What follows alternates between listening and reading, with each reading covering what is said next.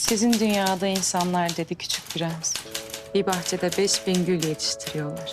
Yine de aradıklarını bulamıyorlar. Bulamıyorlar dedim. Oysa aradıkları tek bir gülde, bir damla suda bulunabilir.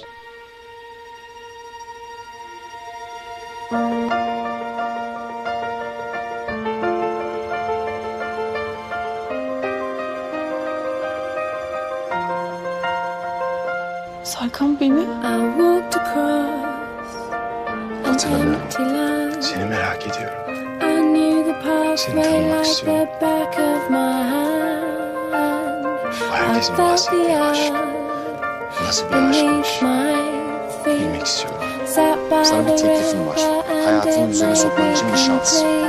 2 ay sonra eski sevgilin evleniyor. Seninle bir sözleşme yapacağız. 2 ay boyunca nişanlı taklidi yapacağız. Madde 1.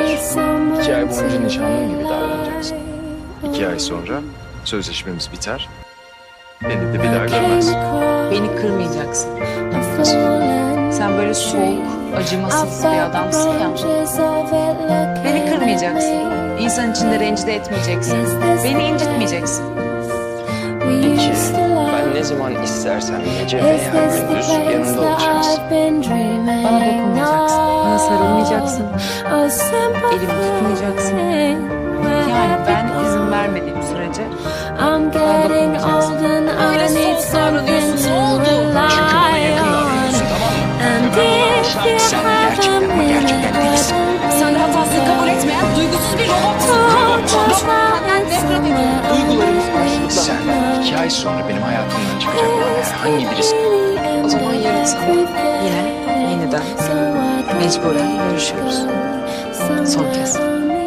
Son kez. Birini hayatından istiyorsan ona işler teklif etmek yerine çok basit bir şey yapabilirsin. Ne? Gitme dersin Serkan. Tesadüf seni önüme çıkarmasaydı. Gene aynı şekilde. Fakat her şeyden habersiz yaşayıp gidecektim.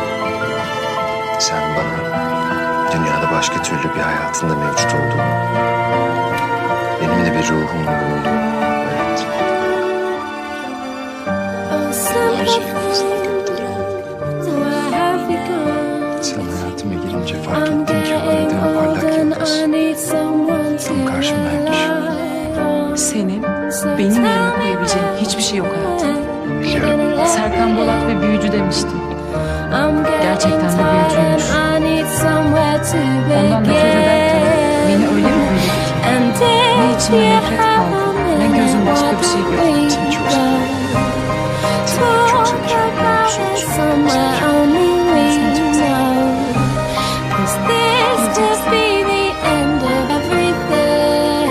Şunu görme. Hiçbir şey beni senden uzak tutamaz. Şimdi hatırlıyor musun? Zaten ben hiçbir şeyin gerçeğine varamadım şimdiye kadar. Yargılarımı sözlere değil, davranışlara göre ayarlamalıydım. İşte ne güzel koku ve ışık saçıyordu bana. Onu yüzüstü bırakmam, bir ışık alır,